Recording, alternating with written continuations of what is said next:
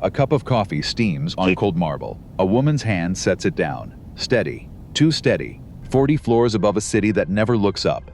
A townhouse on the Upper East Side. Limestone. Quiet money. The kind of quiet that costs more than most people earn in a lifetime. Move closer. Past the front door. Into the kitchen where the morning light comes in gray and even. She is standing barefoot. 43 years old.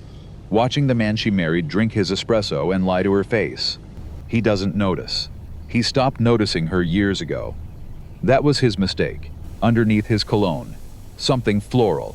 Something that isn't hers. She doesn't flinch. She had 4 days to learn that smell. Somewhere across town, a phone is about to ring. A car is about to park where it shouldn't. A man who has never lost is about to discover what he married. She pours the coffee. She smiles and she says nothing. He had everything a man could want: money, power. A wife who made every room look like it had been built around her. Roland Sloane ran the financial side of the East Coast the way a grandmaster runs a board. He has never once lost. Clean suits, cold eyes, a handshake that closed deals, and a smile that closed mouths. But the most dangerous person in his life was not a rival. Not a federal agent. Not the ghost of any man he had ordered buried in some quiet place. It was the woman who poured his coffee every single morning. Anne smiled and said, "Good morning, darling." Like she didn't know a single thing. She knew everything. And for 18 months she said nothing at all. She just waited. The morning it began, she was standing barefoot on cold marble. Adrian Vaughn, 43 years old. A cup of coffee in her hand that she had not touched. Watching her husband lie to her face with the easy grace of a man who had been lying his entire adult life. Roland stood at the island counter, jacket already on, phone in his hand, getting the kind of focused attention he used to give her. Once, a long time ago, he was 51. Broad through the shoulders. Silver threading through dark hair he kept cut close to the skull. A jaw that looked designed to say no, and eyes that were gray, almost colorless in certain light. Most people couldn't hold them for more than a few seconds. Adrian had spent 12 years learning how. "I'll be back Thursday," he said. Not looking up. "You said Wednesday last week." Plans changed. He pocketed the phone. Reached for the espresso. Drank it standing up. London meeting got pushed. "I don't have time to walk you through the calendar." "I wasn't asking." He looked at her then, just for a second. That flat, assessing look. The one he used when he was deciding whether something deserved his attention, or could be filed away and forgotten. She had seen him use that look on accountants, on lawyers, on men who owed him money and knew it. The fact that he used it on her, the same way. Told her exactly where she stood in his private ranking of the world. Somewhere below the espresso. "You seem tense," he said. "I'm fine. You sure?" "I said I'm fine, Roland." He set the cup down, crossed the kitchen, kissed her on the temple. Dry, quick. The kiss of a man crossing an item off a list, and underneath his cologne. Something floral, something feminine, something that was absolutely not hers. She didn't flinch. She had already had 4 days to learn that smell. "I'll call tonight," he said. "Okay." He left the elevator, the lobby door, the mechanical hush of a very expensive building, swallowing a very dangerous man. And then Adrian Vaughn set her cup down on the marble, very carefully, and she sat down on the cold kitchen floor with her back against the cabinet, and she breathed, not crying. She was past crying. She had done that part 4 nights ago. Alone in the guest bathroom, the shower running so the housekeeper wouldn't hear, knees drawn up. One hand pressed flat over her own mouth. She had given herself 40 minutes. And then she had stopped. Washed her face. And started to think, because that was what Adrian Vaughn did. When the world fell apart, she stopped feeling. And she started thinking. It was the thing that had made her so good at her job. Before Roland. She had been 31 when they met. Already building a reputation in forensic accounting that made corporate lawyers nervous, and made financial regulators pick up on the first ring. She could read a balance sheet the way other women read a thriller. Following the plot. Noticing when a number behaved out of character. tracking the exact page where the story broke down. And something uglier showed through underneath. Roland had hired her firm to audit one of his clean holding companies. She had found nothing wrong. Either because there was nothing wrong, or because she had not yet learned where the bodies were kept. She had found him, though. And he had found her. 14 months later, they were married in the Hamptons, in a ceremony that cost more than her parents' house. And by 33, she was Adrian Sloane. And the brilliant forensic accountant had quietly become the elegant wife. She told herself she was still herself. She told herself that for 12 years. Now she sat on a cold floor and admitted to no one. Somewhere along the way she had put herself to sleep. And she was awake now. The first thing she found 4 days ago was not the affair. The affair was almost a footnote, almost nothing. Compared to what came after it, she had been looking for something else entirely. 3 months back, Roland had asked her to review some paperwork on a new development project. Something about the corporate layers felt wrong to him, he'd said. And she was better at that kind of red than his lawyers were. She had agreed, and she had done it the old way. The sharp way. The way she used to do things before she went soft and careful and quiet. She had followed the thread. The thread led somewhere. Roland had never meant it to go. She found the accounts on a Tuesday evening. He was at dinner with city council members. She was alone in his home office, which she was allowed to use. Because she was his wife, and because he trusted her, the way powerful men trust their wives, completely. The way you trust furniture not to move while you're out of the room. She traced corporate ownership through a Delaware shell company called Auric Meridian Holdings, which connected to 3 more entities she didn't recognize, which connected to a chain of accounts in the Caymans and Liechtenstein. Money moving in patterns so deliberately complicated that her pulse began to climb, the way it used to climb. When she found something genuinely wrong, 2 hours in, she found a name that did not belong. Aria Quinn, not as a person, not yet. First as a signatory, a name attached to 2 of the shells, an account holder. It meant nothing to her in that context, so she wrote it down and kept following the money. The money led to other names, other structures, and a scale of operation that made her sit back from the screen and stare at nothing for a full 5 minutes. She was careful. She was always careful. She was not going to jump, but what she was looking at, if she was right, was a laundering structure. Layered, patient, moving somewhere between $200 and $400 million.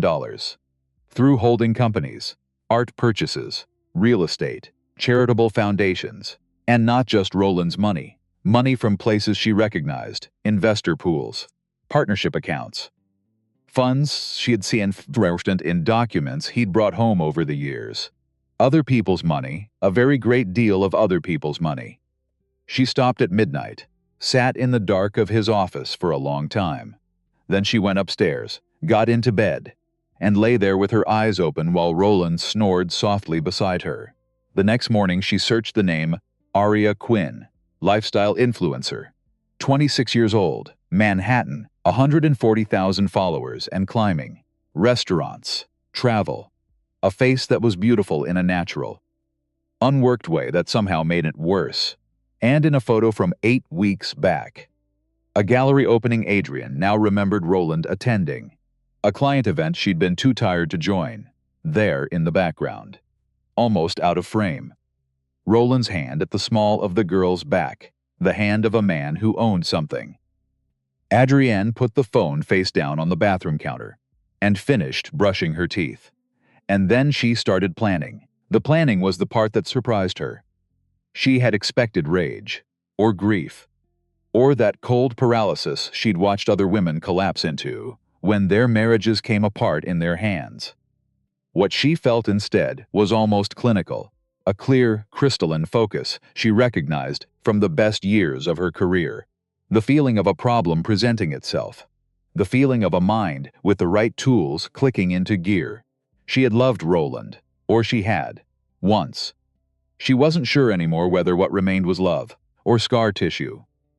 And it didn't feel like the most important question. The most important question was what she was looking at and what she was going to do about it. Because her first read of those accounts told her something that went well past a husband cheating on a wife. What she was looking at, if she was right, was criminal on a scale that pulled in a great many more people than Roland Sloane. And a girl with a lifestyle brand. So she became a ghost in her own house. She was good at that. She'd been good at that for 12 years. Without ever quite admitting it, she moved through rooms. She smiled at the right moments. She went to the dinner party they were already committed to and wore the green dress Roland said he liked. She made conversation with city officials and their polished wives. She laughed when laughing was expected. She refilled glasses. She was the perfect picture of everything a man like Roland Sloane needed beside him in a room. And at night, after he fell asleep, she worked. She had access to more than he realized. That was his first mistake. Or rather, his most recent one. In a long line of them, he had given her access to certain systems years ago, for legitimate reasons, and he had never once thought to take it back, because she had never given him a reason to think she would use it against him. The accounting software his CFO used.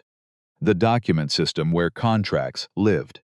A secure email archive behind a shared login he had set up and then forgotten, because powerful men forget the small administrative details. When they believed themselves untouchable, the picture that assembled itself over 18 nights was staggering. She found messages between Roland and his consigliere, a man named Salvatore Greco, discussing the structure of something they never called by its real name, but which became clear enough once you knew how to read it: the exit. A planned dissolution.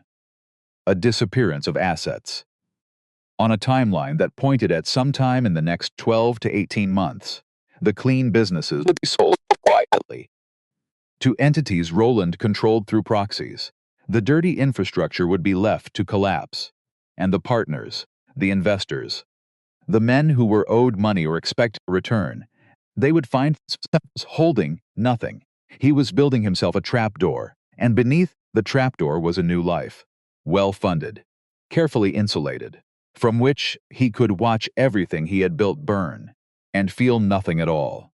She kept reading. 5 months back, a message between Roland and Greco about a man named Daniel Reyes, a bookkeeper, 53 years old, who had begun asking questions about discrepancies in the offshore accounts. In Roland's words, the solution was to handle it the usual way. 2 weeks later, a small news item she had missed at the time: Daniel Reyes, age 53, found dead in his car, outside his home.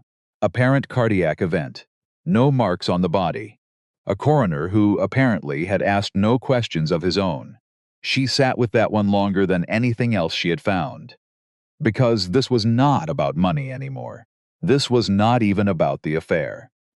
This was about the fact that she was living with a man who ordered people erased, and then came to bed and slept easy and kissed her on the temple in the morning and told her he would call. There was no version of this where she walked away and said nothing and started over some quiet. She was not built that way. She had known that about herself for a long time. She had simply buried it under 12 years of comfort and something she could finally name. Complicit. She had been complicit. Even if she hadn't known, and not knowing did not sit clean with her. And she was going to do something about it, but she also had to survive. That was not a small thing, because the men whose money Roland had stolen were not the kind of men who took a law gates gratefully. And when this came apart, and it was going to come apart, there would be a window of maximum danger for anyone standing too close to him, including his wife. So she moved carefully. She did everything in the right order, and she would not make a move that could not be unmade until she was ready. But careful is not the same as safe. She would learn that soon. It started the night Roland came home early. He wasn't supposed to. The dinner was supposed to run till 11.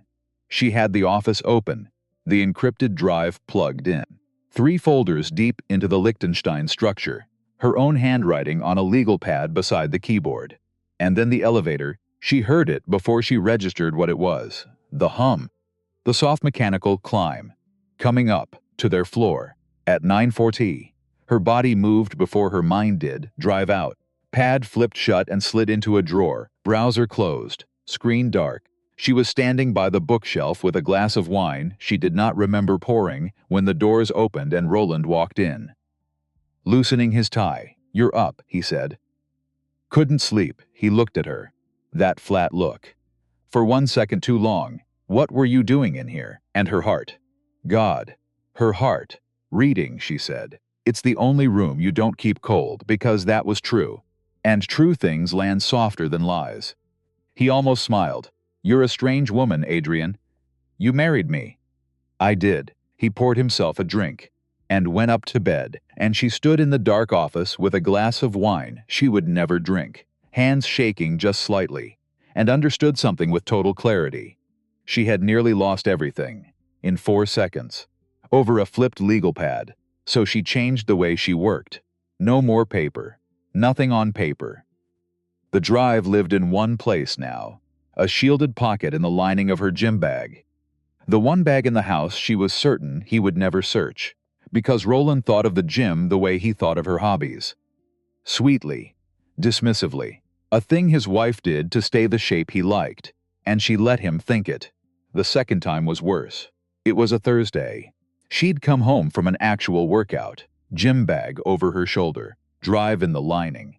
And Greco was in the lobby, just standing there, in his careful, respectable coat. Like a man who had business in the building. "Mrs. Sloane, Salvatore, heading up?" "I am." He stepped into the elevator beside her, and the doors closed, and it was just the two of them, and the bag on her shoulder. And inside the bag, in a hidden seam, every single thing that could end her husband. Greco was 61. Compact. A face that had been through a lot of years without softening at any of them. He looked at her bag. "They make you carry your own gym things now," he said. "What's the point of all the money? I like the walk." And then he reached out, and he took the bag by the strap to carry it for her. Old world. Courteous. A small gesture from a man who hurt people for a living. And for 1/2 second the entire structure of her life hung from his fingers. "I've got it," she said, and took it back. Lightly. With a smile. The exact right amount of nothing in her voice. Greco let go. The doors opened. He nodded, and got off on Roland's floor for whatever business he had.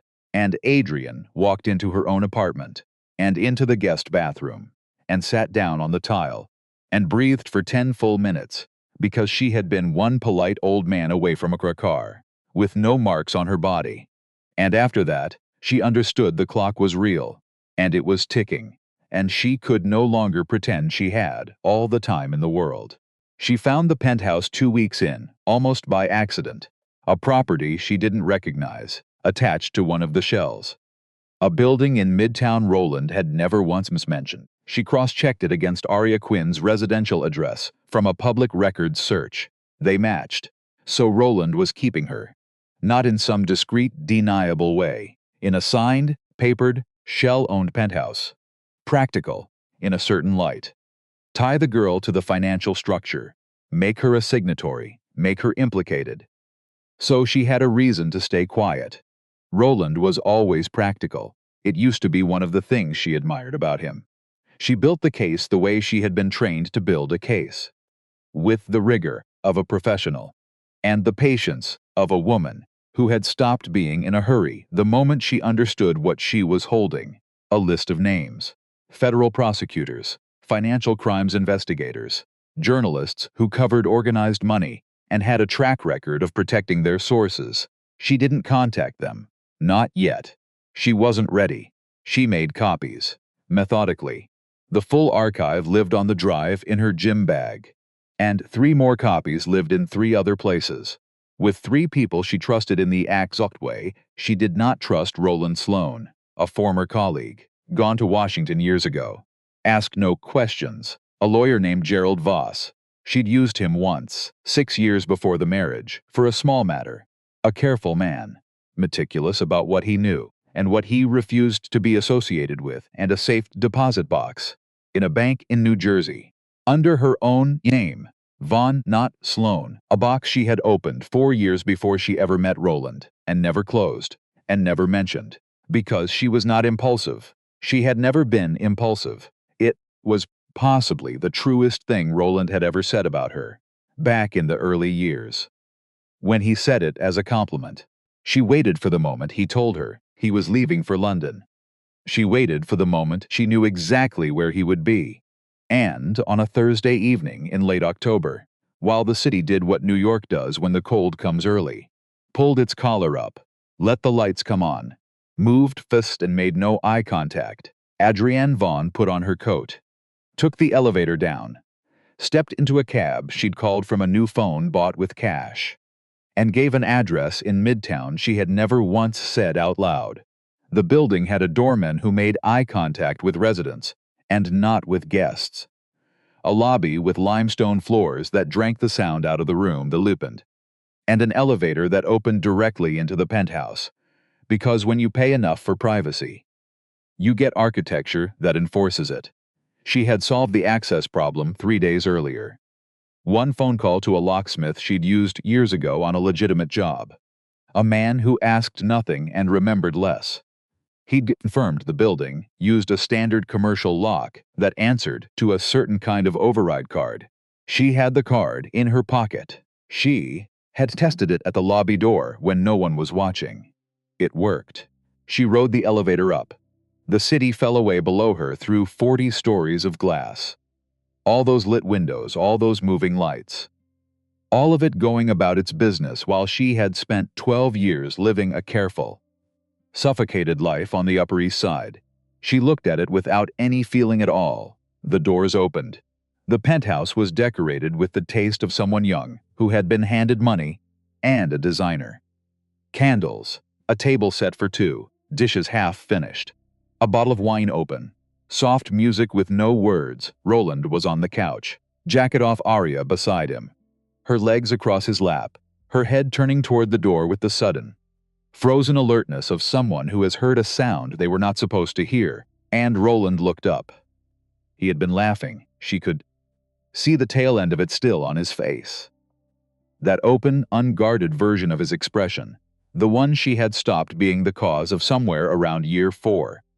It died completely when he saw her, and what replaced it was something she had genuinely never seen on him before. Not anger, not calculation, fear.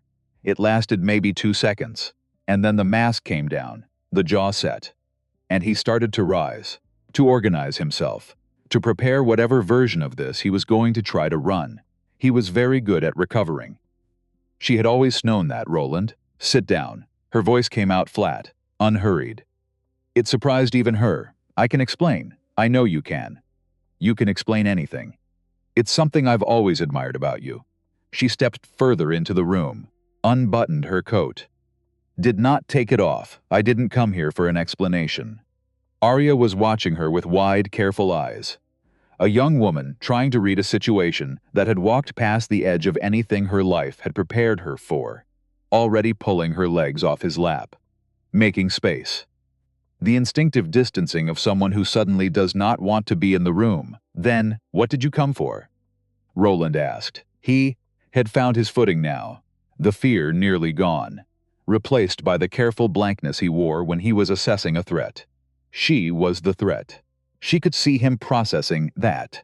I came to tell you, Adrian said, that I know about Auric Meridian, and the Cayman accounts, and the Liechtenstein structure, and the exit, and Salvatore's part in it. She paused. And what happened to Daniel Reyes? The room went very quiet. The music kept playing, soft, wordless, absurd. Roland did not move. He was good at not moving when it mattered. She watched something travel through his eyes.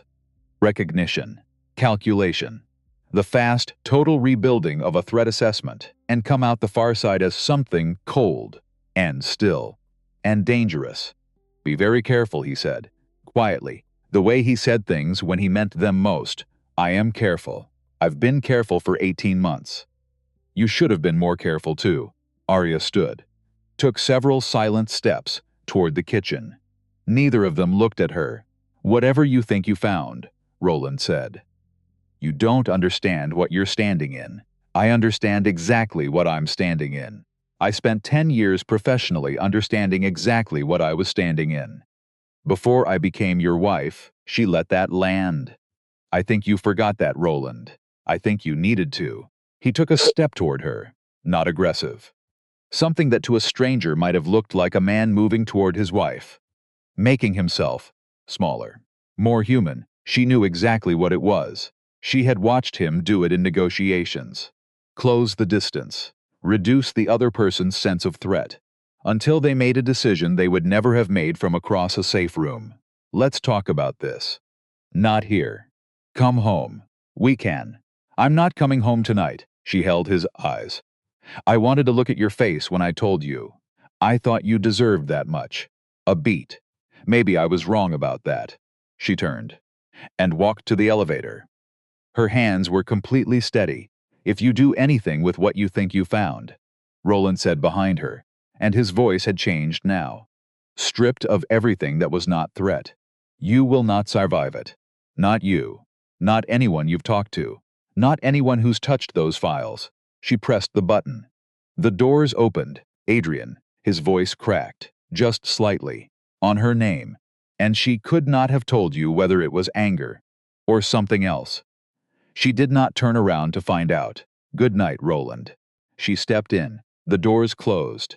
The city reappeared through the glass as she descended. Cold, lit, indifferent, going about its business 40 floors below, and she stood in the elevator with her hands folded in front of her. And she breathed. Slowly. Telling him had been calculated, not impulsive. She had run the argument both ways and landed on giving him that moment, that warning, not for him, for her, because she needed him off balance. She needed him focused on her, on what she might do, instead of on what he might be missing somewhere else. A man who has been warned by his wife is a man thinking about his wife. A man thinking about his wife is a man not thinking clearly about everything else. The cab she'd arranged was waiting at the side entrance. She gave an address 3 blocks from the townhouse. Watched the city go by. Her phone buzzed. Roland's name on the screen. She watched it ring out, then a text. We need to talk tonight. She put the phone in her bag. She had already waited 18 months. She just needed to hold the line a little longer, but she had seen his face when she said Salvatore's name. She had seen what happened to it when she said Daniel Reyes. And she knew her husband well enough to know one thing for certain. A man who had people erased for asking questions was not going to spend the next stretch of nights doing nothing. The cab stopped at a light. Rain began to tap the window. Soft at first, then steady. The driver said something about traffic on 5th. She said it was fine. She was not in a hurry. Across the city, in a midtown penthouse he was not supposed to own. Roland Sloane was already picking up a different phone, a number she would learn about later. From records she had not yet pulled. Salvatore Greco. Cell. 9:47 p.m. duration. 11 minutes. She didn't know that yet. But she knew the 2 men. And she knew, the way you know weather coming, that her name had just been spoken in a conversation between 2 men who did not plan to do nothing. She was not surprised. 3 hours later, when she stood at the window of the guest bedroom and saw the car dark, engine off, parked across the street. Positioned so its driver had a clear line to both the front entrance and the side service door. The kind of parking job that looks exactly like a man trying very hard not to look like he is watching. She stepped back from the glass, sat on the edge of the guest bed, put her hands flat on her thighs, and felt them shaking, just slightly. For the first time since the kitchen floor that morning, and then she pressed them flat against her legs until they stopped. She had planned for this. She had planned for almost everything. But there is a difference between a danger you have calculated and a car you can see from your own window. One lives in the head, the other lives somewhere lower, somewhere older, somewhere that understands a threat as a physical fact, and not a line on a page. She lay down on top of the covers, in her clothes, phone on the nightstand, eyes on the ceiling. She did not sleep. She listened to the building, the settling of old walls, the far percussion of the city. The elevator moving twice in the small hours, which could have been a neighbor, and could have been something else. In the morning, she checked the window again. The car was still there. Different driver. She could tell from the angle of the shoulders, the set of the head. A slightly different shape behind the glass, which meant a shift change in the night, which meant this was not one angry man making one impulsive choice. This was organized. Someone had pointed a machine at her front door before the sun had finished coming up. And Adrian Vaughn stood at the window of a house she had lived in for 11 years and looked down at the proof that her husband had decided what she was. A problem, the kind a man like Roland Sloane was very good at making disappear. She went down to the kitchen, made coffee. The housekeeper arrived at 7:15, Marta Delgado, 58 years old, 9 years in this house. A woman who noticed everything and commented on none of it, which was either remarkable discretion or the silence of someone who had learned that noticing things in this house was a liability. "Good morning, Mrs. Sloane." "Morning, Marta." "There's coffee." Marta moved through the kitchen with her practiced quietness. Adrian watched the laptop in front of her and thought about the car and the 11-minute phone call she had reconstructed in her own head. The phone lit up at 7:22. Roland, she let it ring. It stopped. 30 seconds later, a text. "Adrian, pick up the phone. We can handle this like adults." She put the phone face down, and she pulled up a contact she had coded 3 weeks ago. A name that meant nothing. She typed, "Timeline may need to accelerate. Confirm receipt of preliminary package. 3 minutes then. Confirmed. Need primary documentation before we proceed. You know what we're waiting for." She did know the journalist. A man named Owen Pike, mid-size outlet. A documented history of covering organized money, and more importantly, a legal team that had beaten 3 subpoenas. He had received enough to know she was credible, and that the story was real. But the full archive, the thing she'd built over 18 months, was sitting on a drive in her gym bag, and in 3 other places, and she had planned to move it on day 6 of an 8-day window. She might not have until day 6. She closed the laptop. The problem with rushing was sequence. She had built the timeline carefully because the order mattered. Prosecutors had to receive certain documents before the journalist published. So there was an official record in motion that could not be recalled. The journalist had to publish before Roland's lawyers could move for an injunction. So the story was in the world before his people understood what was happening. Rush any one piece. And the whole structure loaded wrong. She could expose herself without the protection that exposure was supposed to buy. She could end up like Daniel Reyes. She rinsed her cup, stood at the sink with her hands on the cold edge of it. She was not going to be Daniel Reyes. She had prepared, extensively, to not be Daniel Reyes. But preparation assumes time, and the car outside was telling her time was running out. She needed the lawyer Gerald Voss. She had reconnected with him 8 months ago. Under the cover of updating a will, he knew enough to understand the severity. Not all of it, but enough, and he had made no move to distance himself, which told her something about his willingness to be useful. She couldn't call from the townhouse. Couldn't call from her regular cell, which she had to assume was being watched. She went upstairs, got the second phone from the lining of a coat at the back of the closet, and called Voss from the second-floor landing. He answered on the second ring. "It's me. We have a timing problem." A pause. The small sounds of a careful man collecting himself. "How bad?" "Surveillance started last night. I'm on a shorter window than we discussed." "How much shorter?" "I don't know. That's the problem. I planned for 6 more days.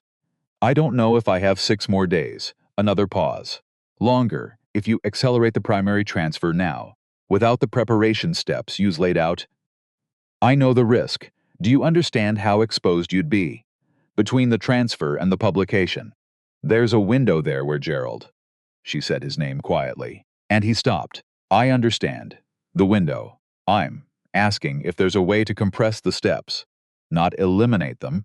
A breath. The preliminary prosecutorial contact can go out today. If you authorize it, I can make that call this morning. Establish the record. That covers the legal protection piece. Then make it. This morning.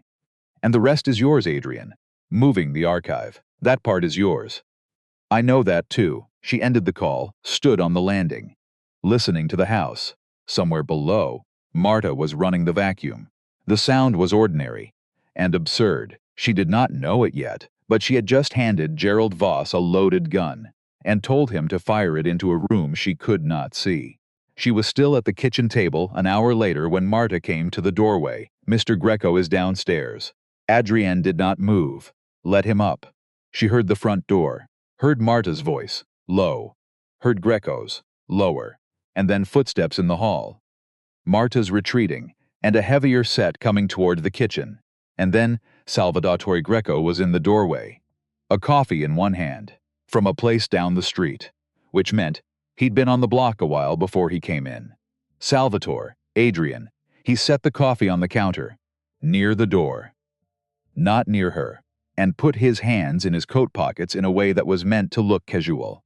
And didn't, mind if I sit? I do, a little. But you're going to anyway, he sat, across the table, studied her face the way she imagined he had studied 100 faces across 100 tables, looking for the thing that wasn't being said. She gave him nothing. He's worried about you, Greco said. I'm sure he is. I'm going to be honest with you, because I think you've earned honesty more than you've earned comfort right now. He leaned forward, just slightly. What you've stepped into. There are no good options. There are worse options, and less worse ones. What Roland is offering. He's not offering me anything. He told me to come home. He's offering you a way through this. That ends with you intact. It ends with me quiet, she said. Those aren't the same thing. He looked at her for a long moment, and there was something in his face she hadn't expected. Not warmth, but something that might have been warmth a long time ago, before it hardened into whatever it was now.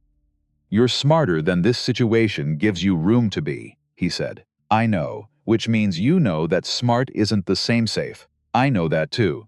Then walk me through your plan. Because from where I'm sitting, you've made yourself the most dangerous kind of problem. The kind with no clean answer. She looked at him, at the man who had been the hand that did what Roland's mind conceived. For 25 years, without apparent hesitation or visible regret. She thought about Daniel Reyes, in a car, with no marks on him. I'm not going to walk you through anything, Salvatore. I think you know that. He nodded slowly, like he'd expected it. He stood, straightened his jacket, picked the coffee back up, and at the doorway he stopped. He cares about you, Greco said. I know that doesn't mean much right now, but it does complicate his thinking. It's the only thing slowing this down. Then tell him I appreciate it. Greco looked at her once more, long enough that she could see him deciding something, arriving somewhere she could not see the far edge of. Then he left. The front door, the elevator. She sat at the table.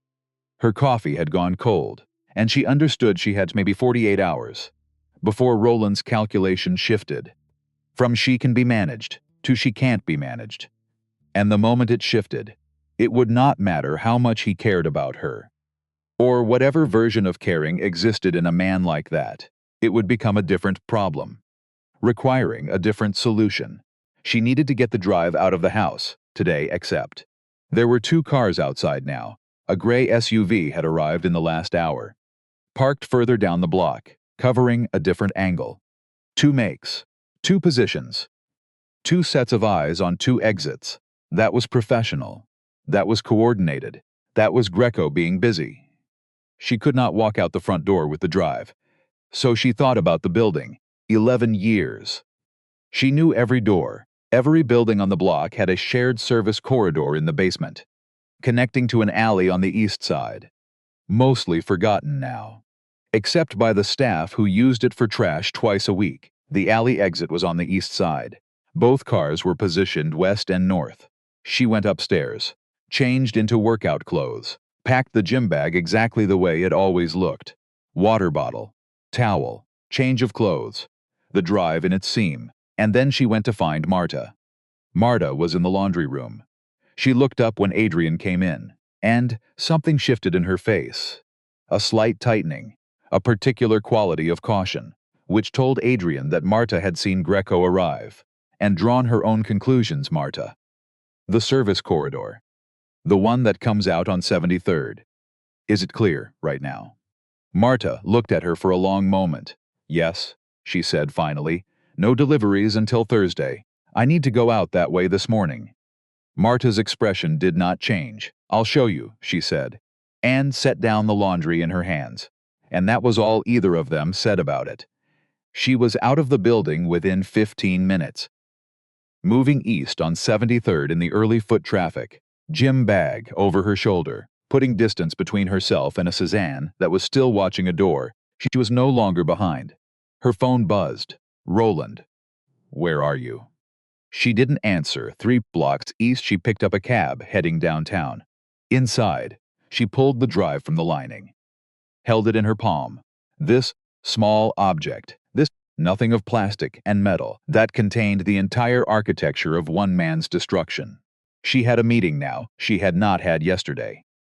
A man named Theo Brandt, former financial crimes investigator, retired 2 years ago under circumstances that had never been fully explained. She'd found him 8 months back. 3 references to a disagreement with senior leadership over a specific investigation. Closed without kiss charges. That detail was what made her keep his number. Because a man who'd lost a case to the inside of his own building was a man who would understand exactly what she was carrying. The diner was on a quiet stretch in Brooklyn. It smelled like burnt coffee and dish soap and decades of grease in the floorboards. She got there in 18 minutes, sat in the back booth, gym bag beside her, hands wrapped around a coffee she'd ordered, because her hands needed something to hold. Theo Brandt arrived 4 minutes later. He was 54, lean, gray at the temples, a face that had learned not to show much, hands that moved with the deliberate care of someone who'd spent years being watched. He sat down across from her, looked at her face, and skipped the small talk. How long have you been building it? 18 months. And you have enough to end it. I found something last week. Something I didn't have before. She pulled the Sultingson phone, opened the file, turned it toward him. This communication. 11 months ago. Greco to someone inside financial crimes. I have a partial surname. An account identifier. I need to know if it goes where I think it goes. He looked at the screen for a long time. His expression did not change, but she watched something travel through his eyes. Recognition, she thought, or something next to it. And then he set the phone down, very carefully. On the table between them, where did you get this?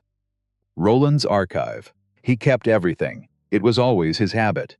He kept records on everyone. He just never thought anyone with access would know how to read it. The surname, Theo said. The 3 letters, H-A-L. He sat back. He picked up the coffee the waitress had silently set down. Drank it. Looked at the window in the gray Brooklyn morning behind it. Hale, he said. Richard Hale. Assistant Division Director, Financial Crimes. Eastern Region. She felt it land. Somewhere in her chest, you know him. He's the reason I'm retired. He said it in the voice of a man reporting the weather. With feeling that had been compressed and hardened into something that no longer looked like feeling from the outside. He killed an investigation I'd built. 18 months of work. A cooperating witness. Enough to take down 3 operations at once. He pulled it, reassigned my team. The witness disappeared 8 weeks later. The diner was very quiet. So when Voss makes the prosecutorial contact, she said, if it routes through Hale's division, he'll know within the hour. Theo looked at her. Directly, did you authorize that contact already? And there it was, the floor, falling away. This morning, she said. Before I knew, his jaw tightened. Then we have a problem. Her phone buzzed. The second one, Voss. She answered immediately. Gerald, I made the call, and something in his voice was wrong, compressed in a way she had never heard before. 20 minutes ago. Standard intake. Eastern Division. Who received it? A pause that lasted too long. I was routed to an assistant director, a man named Hale. She closed her eyes, opened them. Theo was watching her across the table, and she could see, from his face, that he had read enough of hers to know exactly what she was hearing. Gerald, what exactly did you disclose? The existence of the documentation, the nature of the activity, your identity as the source. Another pause. Adrian, I had to identify you to establish standing. It's standard, I know. I know it's standard. She worked to keep her voice level. Do not make any further contact with that office. Nothing. Wait for me to call you. She ended the call. Sat with the phone in her hand, Theo said nothing. He let her have the silence, which she appreciated. How fast does Hale move? Depends what he's protecting, and how scared he is. A source document naming him specifically. He won't sit on it, so Roland knows I made the contact. Within the hour. Maybe already. She thought about the drive in the bag beside her. The 3 copies in their 3 places. Voss, who now had a target on his back, that she had put there. Theo leaned forward. Both forearms on the table. Here's where you are. You've lost the official channel. Can't use federal intake. It's compromised. Your lawyer is burned. The drive is with you, which is the best place it could be. And the story hasn't published, which means there's still a window, Owen, she said. If I go straight to publication, skip the protection, you're exposed. I'm already exposed. You are. The question is whether you're exposed with the story out in the world, or exposed with it still bottled up. Because right now, Roland can still make this disappear. Once it's published. He can't unpublish it. She understood where he was going. You're saying I compress everything. Skip the prosecutor entirely. Go straight to print. I'm saying that's the option that keeps you breathing. The legal exposure is a problem you can solve later. From the position of being alive to solve it, she sat with that, the whole architecture she'd built. The careful sequence, the interlocking protections, had just collapsed. Not entirely. But the keystone was gone. And without the keystone, the whole thing loaded differently. I need 2 hours, she said. You probably don't have 2 hours. She looked at him. Then I'll need 1. Her regular cell buzzed, not a text, and not his usual number. One of the unregistered phones she'd seen in his safe. He had never used this number to reach her before. She answered. You went to see Brandt, Roland's voice. And something in it she had never heard before. Not quite rage. Not quite desperation. Something moving between the two. Like a weather system that hadn't decided yet what it was going to become. How long have you been planning this? Adrian, a real answer. How long? 18 months. She saw no point in lying now. The silence on his end was deeper than the one in the kitchen. She could hear him breathing. 18 months, he repeated. The trip to Rome last Christmas, all of it. He stopped. Started again. I want you to come in. I'm not threatening you. I'm asking. Sit down with me. We find a way through this that doesn't end with everyone destroyed. Daniel Reyes didn't get that conversation. And the silence, this time, was the one she'd been waiting for. The one that would tell her whether she'd been right. Whether it had been his explicit decision, or something that happened in the space his instructions created. That was not supposed to happen, Roland said finally. But it happened. It was not my order. Whose was it? Another silence. Salvatore made a judgment call, and you accepted it. Nothing, Roland. You accepted it. What was I supposed to do? And there it was. The first crack. The first place the surface gave way. And something raw showed through, underneath. I had $200 million in transit. I had 12 men whose lives depended on that structure holding. What exactly was I supposed to do? Tell me what you told yourself, she said, when you found out. So I understand what kind of man I've been living with. The silence stretched out long enough that she thought he'd hung up. I told myself it was necessary, he said, quietly. I told myself a lot of things were necessary. And then I kept working. She thought about saying something else. She didn't. She ended the call. Theo had been watching her. He'd heard the tone, if not the words. We need to move, he said. Give me a minute, Adrian. 1 minute. He leaned back. and gave it to her. And she sat in the back booth at diner in Brooklyn. And she felt, for 1 minute, the entire weight of it. Not the logistics, the human reality. 12 years, a man she had chosen, deliberately, with her eyes open enough to see most of what he was, and her heart open enough to want him anyway. And now here she was, holding a drive that was going to take him apart. He had loved her, in whatever distorted, conditional way he was capable of. She believed that, and it had not been enough to make him a different man. And she had not been enough to make him a different man. And a man named Daniel Reyes was dead in a car. That was the minute. She used all of it. Then she picked up the gym bag and looked at Theo. Let's go. They paid in cash and were out the door before the waitress cleared the table. Theo walked beside her, hands in his pockets, scanning the street in the practiced, unhurried way of a man who'd done it professionally for years. The handoff point. For the drive, Penn Station. A locker, is it still good? I don't know who's watching station. Scratch it. Where's Owen? He gave me a protocol. I call a number. I get a location. Use it. She pulled the second phone, dialed, 3 rings, and a voice she did not recognize. Not Owen. A woman. Yes, this is the source. I need to speak with Owen. He's expecting you. Can you get to Red Hook in 40 minutes? Pier 44, a warehouse, 3rd building from the water, south side. Someone will meet you at the door. A pause. Come alone. Those were his words. Not mine. She looked at Theo. He'd heard it. His expression said, non-negotiable. Understood, she said, and ended the call. I'll be across the street. You don't have to. You know the situation better than you did an hour ago. I've been in this for 4 minutes. Let me be across the street. She didn't argue. They took separate cabs to Red Hook. She watched the city go by. The expressway. The industrial waterfront. The water came up gray and flat under an October sky. The cab stopped a block from the pier. She walked the last block, gym bag all over her shoulder. Cold air off the water in her face. Her heartbeat doing something complicated. Not fast. Just thicker. The warehouse was where the woman said. 3rd building from the water, south side. A metal door she knocked. The door opened, and it wasn't Owen. It was a man she had never seen before. Mid-40s. Solid. A face that communicated nothing useful at all. Come in. She hesitated. The space between the door and where she stood felt suddenly very important. Where's Owen? Inside. He's okay. Come in.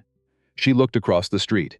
She couldn't see Theo, which could mean he was positioned somewhere useful, or could mean she was alone. She stepped inside. The warehouse was large and mostly empty. Concrete floor, high corrugated ceiling, light coming gray through grimy skites. Pallets stacked along one wall. A folding table in the middle of the space with a laptop open on it. Owen was at the table. A slight man, 47, glasses. The specific look of a person who'd been running stress and coffee for 36 hours. When he saw her, his face did something. Relief, and then something else. Something she was a half-second too late in reading, because behind him, standing near the pallets, was Salvatore Greco. She stopped moving. The door closed behind her. The man who'd opened it was behind her now. The gym bag was on her shoulder. The drive was in the bag. Her hands were empty. Owen looked at her, and his face collapsed. The thing that moves through a person who has made a choice they cannot take back, and is living inside its reality. For the first time, Adrian, he said, and his voice was wrecked. I'm sorry. They have my daughter. She did not look away from Greco. Greco said nothing for a moment, looking at her the way he had in the kitchen. Except in the kitchen, there had been a table between them, and now there was 20 feet of open concrete floor. The bag, he said. She didn't move. Adrian. He said her name in exactly the tone Roland used. When he wanted a thing done without discussion. The bag. How long have you had Owen? Since this morning. 2 hours after Roland called me. Greco took a step toward her. Unhurried. The walk of a man who understood the geometry of the room. Who knew where the exits were, and where she stood in relation to them. You're smart enough to have planned for a lot of things. I'll give you that. You're not the first person who's tried to build a case against Roland. What you put together was genuinely impressive. But I've been doing this longer than you've been doing anything. Owen, she said, without looking away from Greco. Where's his daughter? Owen's voice broke. She's at school. They know which school. She'll stay at school, Greco said. Nobody's going to hurt a child. I want you to hear me say that clearly. The child is not a target. Then why? Because I needed you to understand. This isn't theoretical anymore. He stopped. 10 feet from her. The bag. Adrian. She felt the man behind her step closer. Close enough that she could hear him breathing. And she thought about everything in that bag. Every night at the desk while Roland slept. Every encrypted file. Every copied ledger. 18 months of calculated patience. The copies. Washington. The safe deposit box. Voss. She didn't know how far Greco had reached while she sat in Brooklyn drinking cold coffee. She thought about Daniel Reyes. She took the gym bag off her shoulder. She held it out and felt the weight of it leave her hand.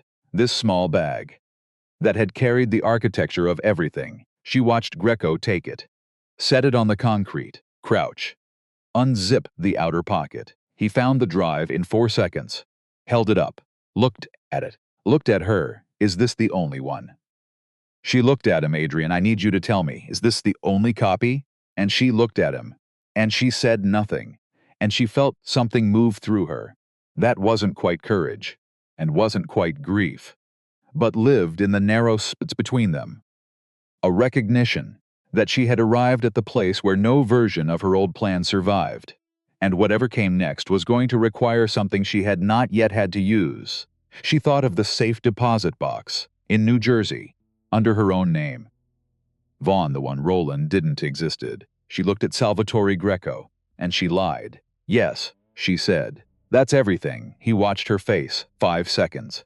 10. The warehouse was very quiet. Owen was looking at the floor. The man behind her had not moved. Then Greco stood, put the drive in his coat pocket, and said to the man behind her, "Take her phones." Both of them. The phones were taken. She let them go. "You're going to stay here," Greco said, "until Roland decides what's next. You're not in danger. You have my word. Which I understand means very little to you right now." "Less than very little," she said. Regardless, he picked up the gym bag and handed it back to her. The gesture, bizarrely, almost courteous. "Sit down. This is going to take a few hours." He walked to the far side of the warehouse, took out his own phone, made a call. The man who'd been behind her moved to the door. Owen sat at the table and looked at nothing, and held himself very still.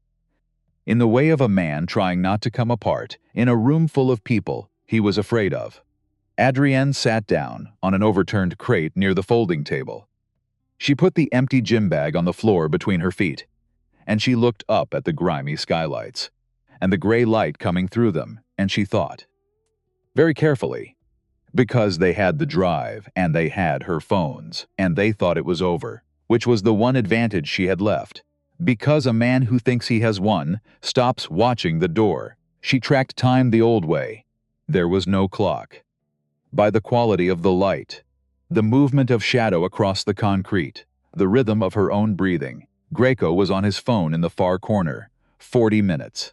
The man at the door shifted his weight every 7 minutes. Like clockwork. Bored. Owen had not moved, and on the folding table. 6 feet from where Owen sat with his ruined face, the laptop was open, still glowing, still connected. She let 20 minutes pass. Let Greco settle deeper into his phone. Let the man at the door complete 3 more of his board shifts. Let the light tilt further toward afternoon. Then she stood, picked up the empty gym bag, and walked toward the water side of the warehouse. Away from the door. Nobody stopped her because she was walking the wrong way for an escape. And men who do this for a living read direction the way you read a road sign. She reached the pallets, picked up a bottle of water, cracked it, drank, stood looking at nothing, and then she turned and walked to the folding table and sat down across from Owen. He looked up. His eyes were red at the rims. "The laptop," she said, barely moving her lips. "Is it connected?" His eyes flicked toward Greco. Greco was turned away. Hotspot. Owen breathed. My own. They didn't take it. The preview I sent you 2 weeks ago. You still have it. It's enough to publish a first piece. Not everything. One piece. Big enough that it can't be retracted. Big enough that other reporters pick it up within the hour. She held his eyes, and I have copies they don't know about. But I need to get out of this room to reach them. And I need something to happen in here that changes where everyone is looking. Owen's hands were flat on the table. Trembling. If I publish from here, he said, they'll know it came from. I know. That's the point. I need Greco to call Roland. I need 30 seconds of every man in this room looking at that screen instead of at me. Owen looked at her, and she watched the war inside him, the journalist's instinct, colliding head-on with the terrified father. My daughter, he said, is at school. Greco told you himself. She's not a target. He's not going to move on a child with a story already breaking. That's exposure he can't afford. She paused. I know I'm asking you to trust that. I know I have no right. He sat with it, 5 seconds, 10. And then he turned to the laptop. She stood, walked back to the pallets. Slow, gym bag on her shoulder. Watching Greco's back, she picked up a second water bottle and waited. Owen worked for 4 minutes. She could see his shoulders, the small movements of his hands on the keys, and she saw the exact moment he hit publish because his shoulders dropped. Half an inch. The release of a man who has just done a thing he can never undo. He turned and looked at her. She gave him nothing. Then he said it. Loud enough to carry across the warehouse, Mr. Greco. You should see this. Greco turned from his corner, and the next 12 seconds moved in a way she had rehearsed in the abstract 100 times, and was now living inside her own body. The way time stretches and thickens when the thing you've been waiting for finally arrives. Greco moved toward the table. The man at the door watched Greco move, both of them, pulled toward the glowing screen, toward the words on it, and for a stretch of 10, maybe 15 seconds. There were 3 men, looking at a laptop. On the far side of a warehouse, she walked to the door, not running, walking, her heart doing something seismic in her chest, her hands gone completely numb. Walking at the pace of a woman leaving a room for ordinary reasons, she put her hand on the door handle and pushed. Cold air, daylight, the waterfront, the smell of the harbor, the sound of traffic at the far end of the pier, and behind her, Greco's voice. Sharp, controlled, not a shout. Stop her. And then she was running. She ran down the pier toward the street, and she could hear footsteps behind her, the man, closing fast. Because he was 30 years younger, and carrying nothing but momentum. She cut left at the end of the pier, onto the waterfront road, and almost ran straight into the side of a delivery truck, pulling out of a lot. She shoved off the passenger door with both hands, and kept moving. Her lungs were already burning, because she had not run like this in years, and the cold air was a blade going in. The footsteps were behind her, half a block, her legs screaming, her vision narrowing, and a car pulled up hard alongside her, silver, moving parallel, the passenger window already down. Get in, Theo said. She got in. The door wasn't fully shut before he accelerated north along the waterfront. She pulled it closed, pressed back into the seat, and breathed, and felt the warehouse getting smaller behind them. How bad, Theo said. They have the drive, still gasping. Owen published the preview. It's out. He checked his mirrors. How much is in the preview? Enough. Shell companies. Account identifiers, the exit structure. Not Hale. I kept Hale out of the preliminary materials. She pulled air into her body. I need to get to New Jersey. There's a safe deposit box. It's the only full copy left. The one they don't know about, bank name, she told him. He took a turn west, off the waterfront, navigating with the focused calm of a man who was not thinking about what had just happened, only about what needed to happen next. She watched the city pass, and she thought about the coat in the closet, and the key in the lining, and how getting to that key meant going back to a building Roland's organization was watching. The key to the box, she said. It's in the townhouse, in a coat. In the closet, Phoebe glanced at her. Tell me you're joking, I'm not. There are surveillance vehicles on that building. Maybe men inside by now, I know. So you want to walk back into a building Roland's people are watching. Get the key out of a coat. And then drive to New Jersey. The service corridor on 73rd is still clear, as far as I know. And Marta is there. She helped me this morning without being asked. 9 years in that house. She's been waiting for a reason. Theo drove in silence for a moment, and if Roland comes back early. You said London. 3 hours. That was 40 minutes ago. She looked at the dash clock. We have a little over 2 hours. Roughly. Roughly, Theo repeated. You have a better plan? He drove. Neither of them said anything for a block and a half. No, he said. They went north. She watched his phone. Her own were gone. She watched the screen as he drove. Checking. Refreshing. The story went live 18 minutes after she'd walked out of the warehouse door. A piece under Owen Pike's byline. 3,000 words. Account identifiers. Shell company registrations. Specific enough to be undeniable. And explosive enough that within 40 minutes it had been picked up by 2 larger outlets. And a wire service. She watched the shares climb as they crossed Brooklyn toward the bridge. Watched the story move into the world the way things move now. Not like a stone dropped in water, but like something combusting, all directions at once. Immediate. Total. It's out, she said. I can see that. They can't stop it now. They can still stop you. She looked at the bridge ahead, the city rising on the far side of the water. Gray. Enormous. Going about its business, I know, she said. The townhouse was quiet. The sedan was still on the street. She saw it from a block away. Theo drove past without slowing. Circled the block. Parked on the east side. No SUV. Either it had moved, or it was somewhere she couldn't see. 15 minutes, Theo said. In and out. She got out. Walked to the alley entrance. Found the service door. And used the staff code Marta had pressed into her hand that morning. On a folded piece of paper. Without a word. The way you press something into someone's hand. When you've decided which side you're on. The basement corridor was empty. She took the stairs to the lobby. Came out near the elevator. The lobby was empty. She took the elevator up. And when the doors opened, Marta came to the doorway. And the look on her face was the look of a woman who had spent 2 hours preparing for something. And was relieved the preparation hadn't been wasted, they called. Marta said. 2 men. 40 minutes ago. They said building security. But they weren't. I said you weren't here. Did you let them in? No. Adrian looked at her for a moment. 9 years. 9 years in this house, performing invisibility. And seeing everything the whole time. I need a coat, she said. The charcoal one, back of the bedroom closet. And then I need to be gone in 4 minutes. Marta was already moving. She came back with the coat in 90 seconds. Adrian took it. Felt the pocket lining. Felt the hard, small shape of the key through the fabric. Got the nail scissors from the bathroom. Cut the lining. Pulled the key free.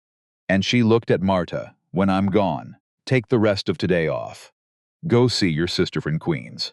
Don't come back here for a week. Marta looked at her with that careful, expressionless face. Will you be okay? And the question landed differently than Adrian expected. She stood in the hallway of the house she'd lived in for 11 years. A key in her palm. And the question pulled at something. She did not have time to let it pull at. I think so, she said. Thank you, Marta, for this morning. For all of it, Marta nodded. Once. The way she'd nodded at 10,000 requests over 9 years. Except this one meant something completely different. They were across the bridge and into New Jersey in 22 minutes.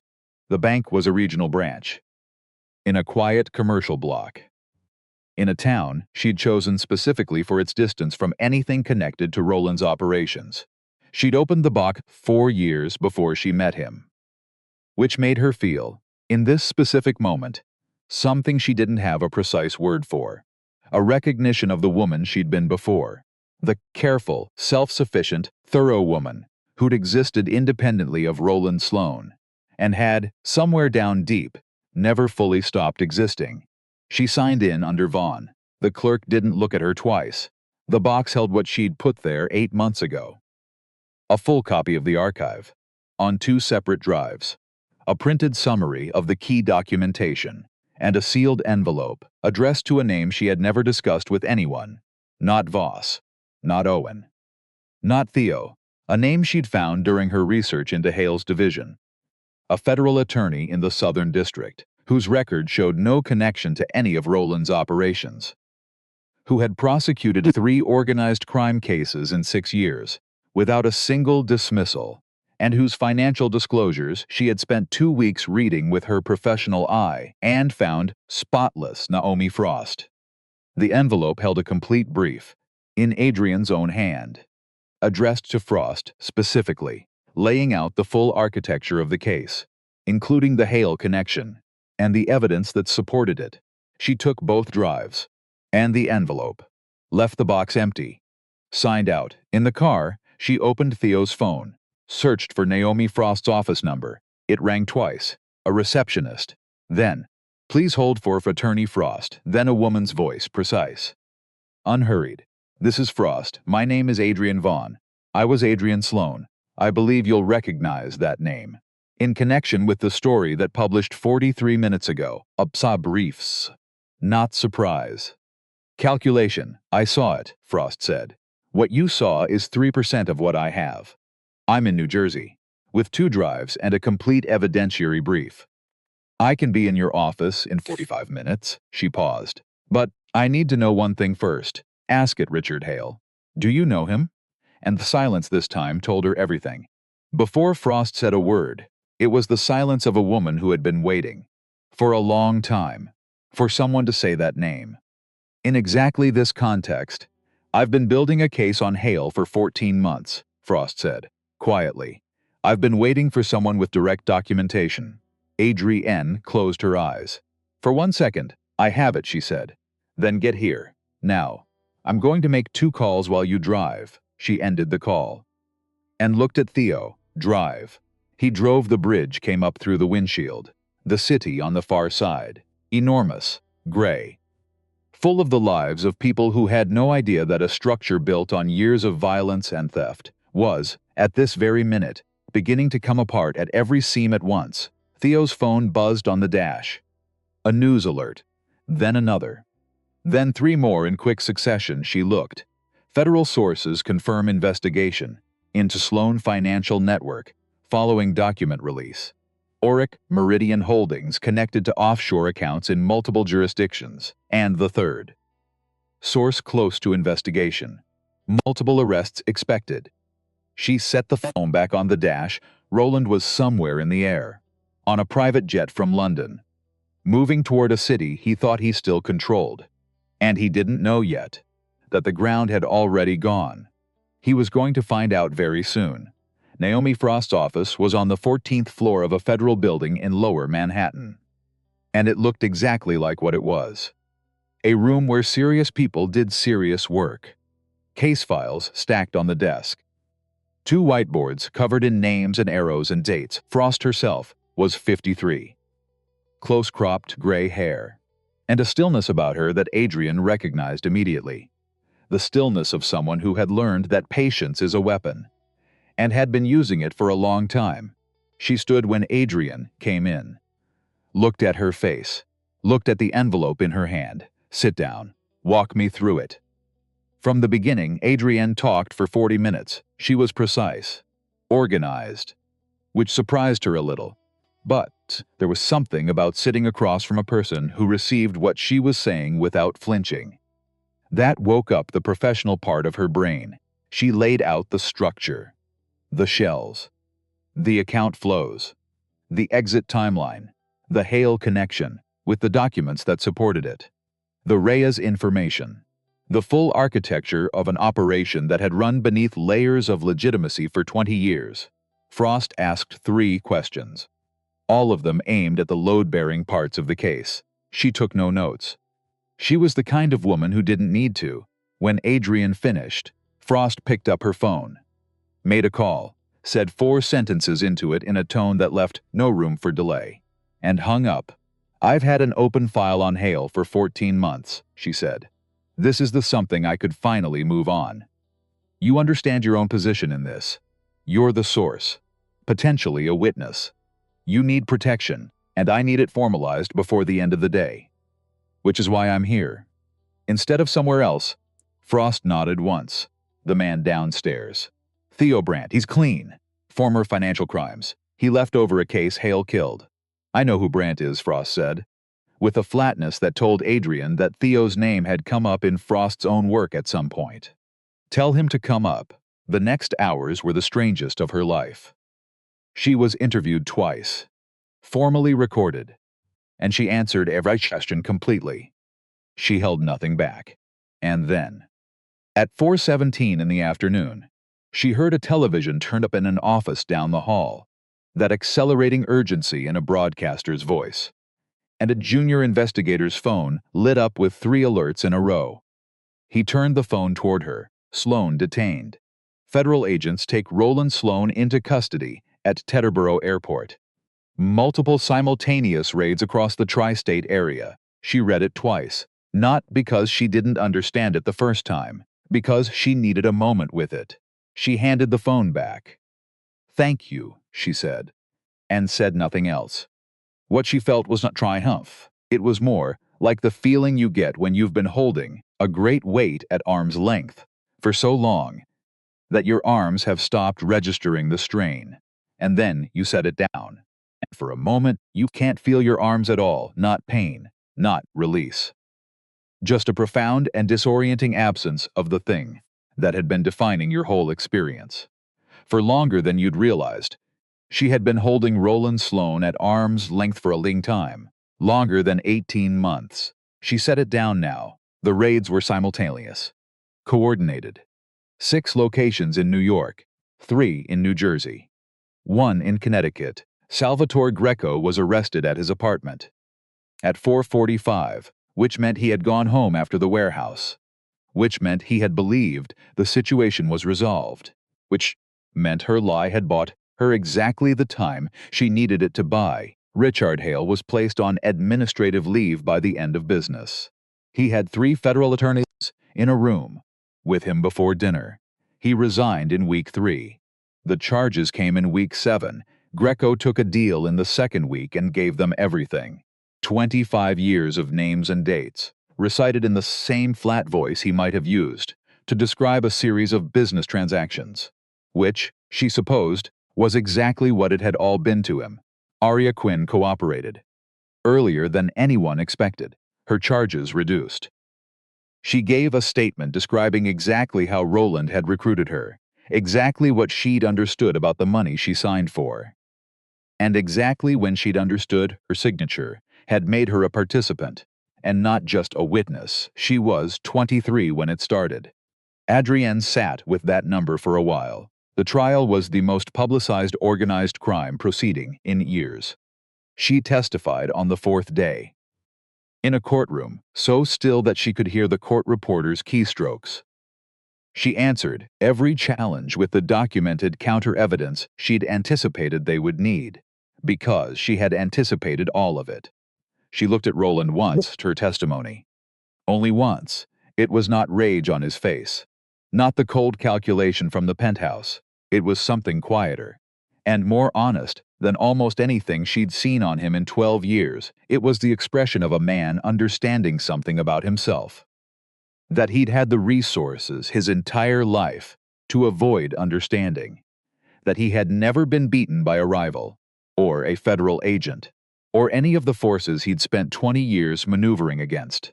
He had been beaten by his own assessment of his wife, by 1,000 small decisions, over 12 years, to see her as furniture.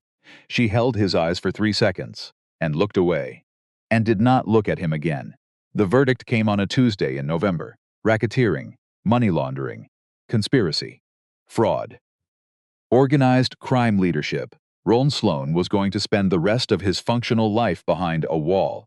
She did not take more from the settlement than what was clearly hers, because she understood, with the forensic clarity that had defined her mind for 20 years, that every dollar from his estate existed because of what he'd done. And what he'd cost people. She wanted to be clean. She put most of what she received into a foundation, under her own name, Vaughn, built to support whistleblowers, journalists, and the victims of organized crime. She did not flee into a foreign city. She'd thought about it, and understood that vanishing was Roland's instinct, not hers, so she stayed. She found a small apartment downtown, high ceilings. A window that looked out on a street where a man sold flowers in the morning. The foundation took on its first 3 cases by spring, and on an ordinary Tuesday in May, she read the sentencing on her phone at a cafe near her office. Over a coffee she'd made last 30 minutes. She read it to the end, set the phone face down, and looked out the window at a gray spring street, a few people in light coats, a cat on a windowsill across the way. Looking at everything without urgency, she waited for the triumph. What she felt was quieter than that word. She felt the particular quality of a life that had been taken apart by difficulty and put back together into something truer than it had been before. Not better, exactly, but truer. She was 43 years old, and she was more herself than she had been at 33, or 38, or 40. More herself than in any of the rooms where she had made herself smaller and quieter, and less likely to notice the things that were better left unnoticed. She had been complicit in the silence, in the looking away, and she had decided, a long time ago, not to flinch from that word. It wasn't enough to balance the ledger. The ledger didn't balance. That was the nature of the harm. But she had done what she could do, and she was going to keep doing it.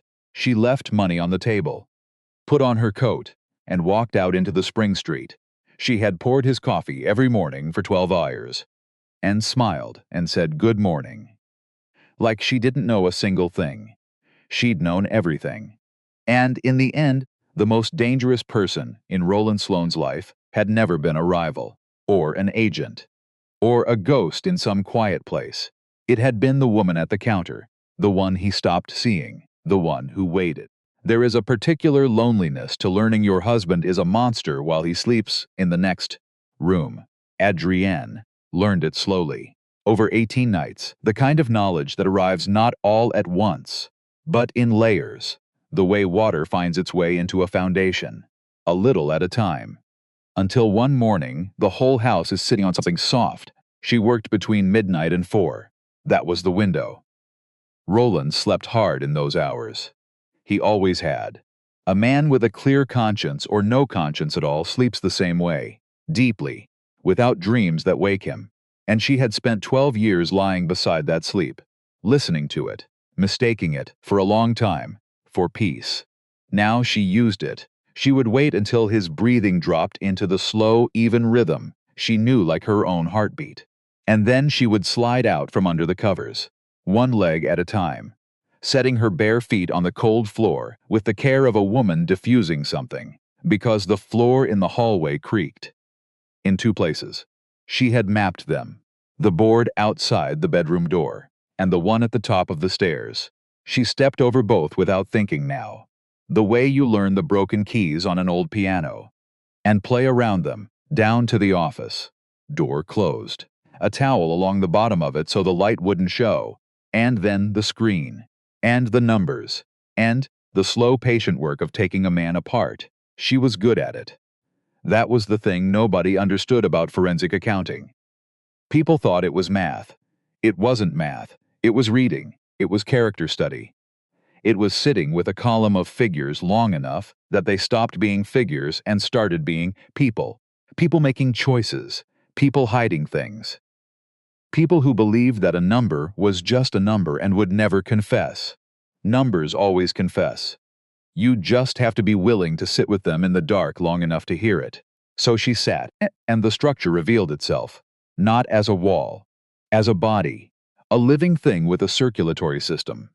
Money flowed in through one set of vessels, and out through another, and the whole organism was designed to keep the dirty blood and the clean blood from ever touching where anyone could see. She found the heart of it on the 11th night, a single account, in Liechtenstein, through which everything eventually passed, the chamber that fed all the others. And she sat back from the screen and understood that she was looking at the thing itself. Not a piece of it. The thing. The engine. and that if she could document the path into that account and the path out of it, she would have something no defense team in the country could explain away. She copied it, and then she sat in the dark and shook. Not from fear, from the cold clarity of knowing she now held it and could not put it down. Some nights she didn't work at all. Some nights she just sat in the office's chair and looked at the photograph shelf, to the two of them in the Hamptons. The two of them in Rome.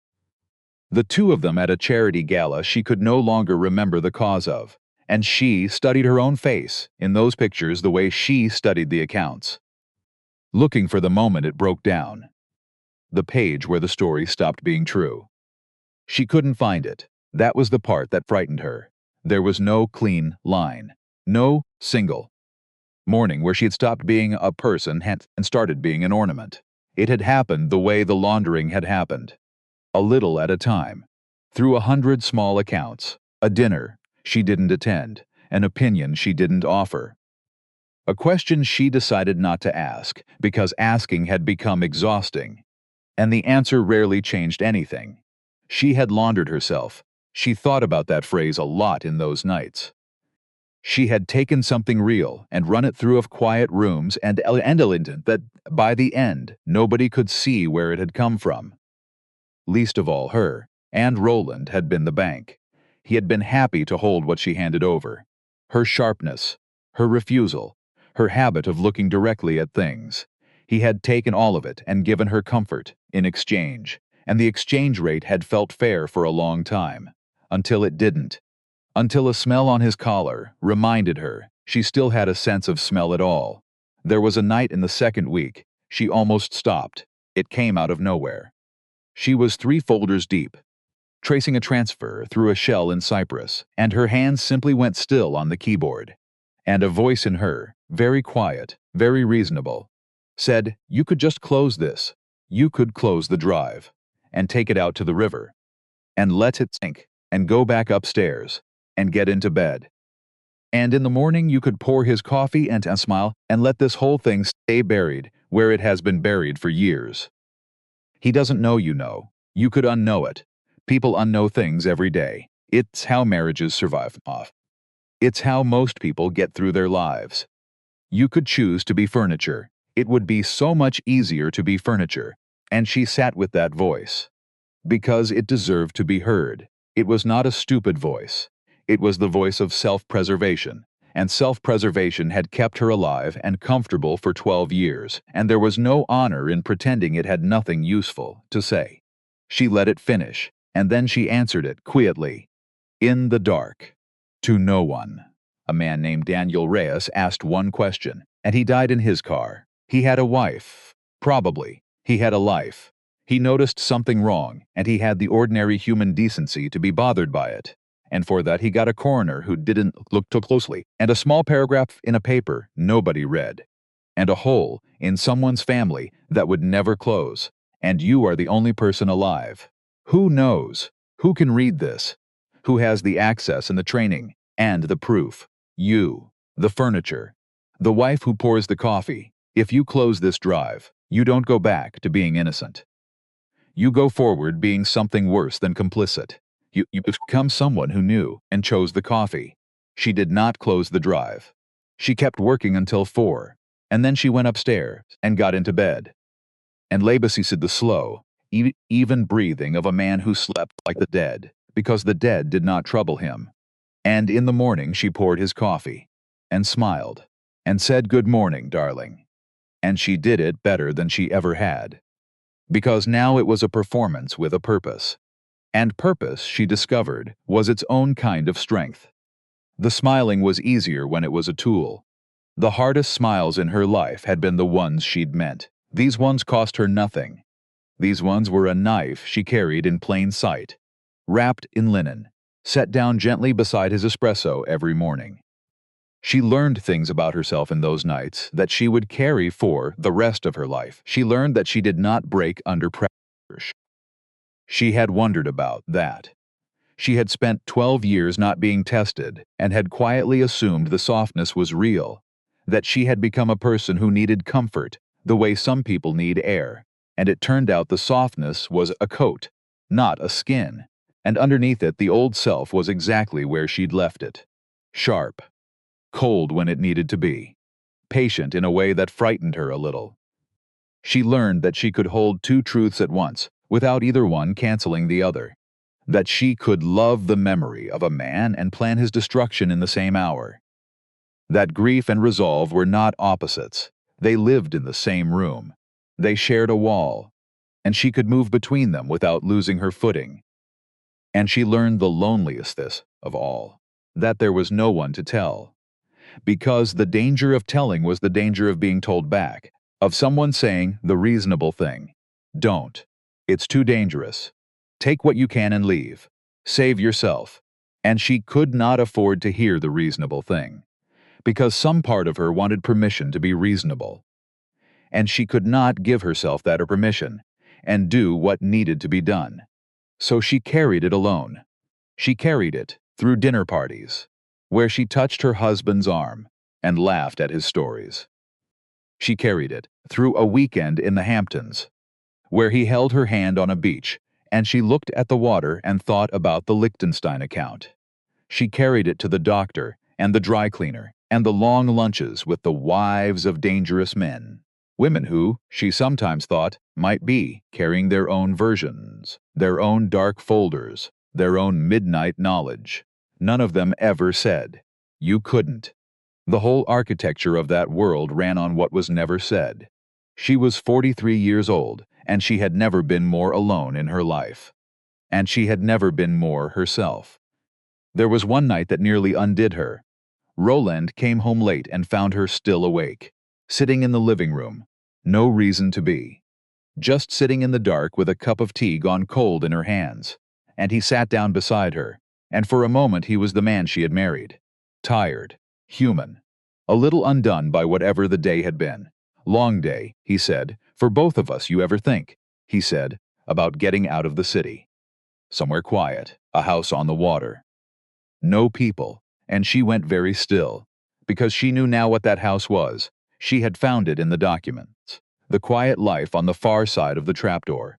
The well-funded disappearance. And here he was, dangling it in front of her like an invitation, like a future, not knowing she had already read the brochure for it, already seen the floor plan of the life he was building, a life she suspected, in some versions, did not include her at all.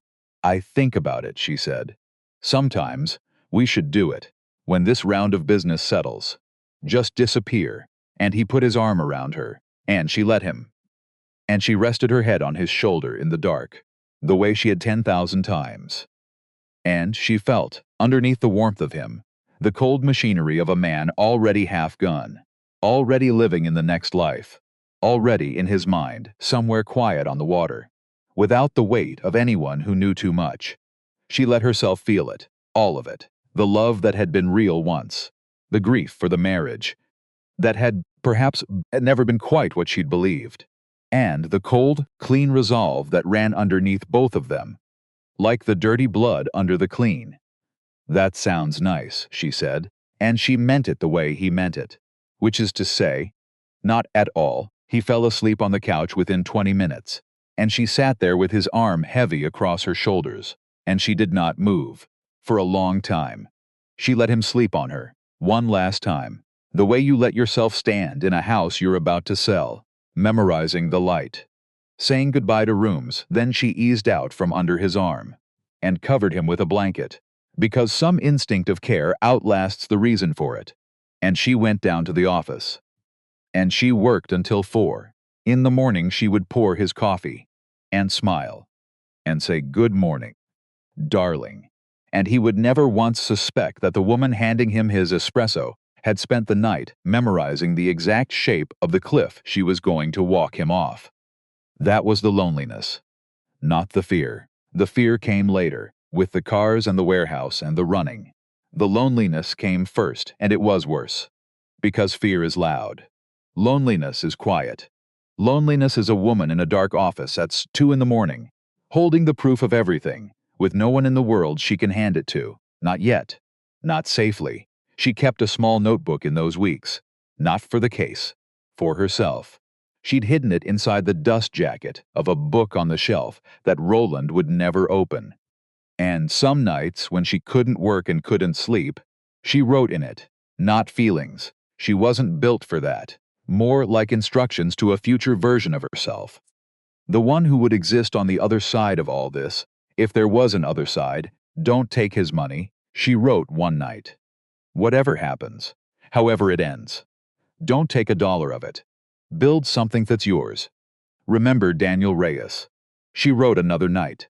When you're tired, when you want to stop, remember there was a man who asked one question, and nobody remembered him. You remember him. You were not furniture, she wrote, on the last night, before everything began to move. You were a person who fell asleep. That's all. People fall asleep. The only sin is refusing to wake up once you have. She closed the notebook. She slid it back inside the dust jacket, on the shelf, beside the photographs of two people she barely recognized anymore. And she went upstairs, and got into bed, and lay beside the Sloane, even breathing one more time. And somewhere in the dark, she understood that the long nights were almost over, that the patient part was ending, that very soon the smiling would stop being enough, and the running would start. She wasn't afraid of it. That surprised her most of all. She had expected to be afraid when the time came. She had braced for it, and instead, lying there in the dark, what she felt was something closer to relief. The relief of a swimmer who has been treading water in the dark for a very long time, and finally feels, under one searching foot, the first cold edge of solid ground. She was ready. She had been ready, she realized, for longer than she'd let herself admit. All those years of pouring the coffee, all those years of the smile that meant nothing, and the questions she didn't ask. They had not been the death of her. They had been a long, strange education, in patience, in invisibility, in the precise art of being underestimated by a man who thought he saw everything. He had taught her, without meaning to, exactly how to take him down. And, in the morning, she would pour his coffee, and smile, one of the last times,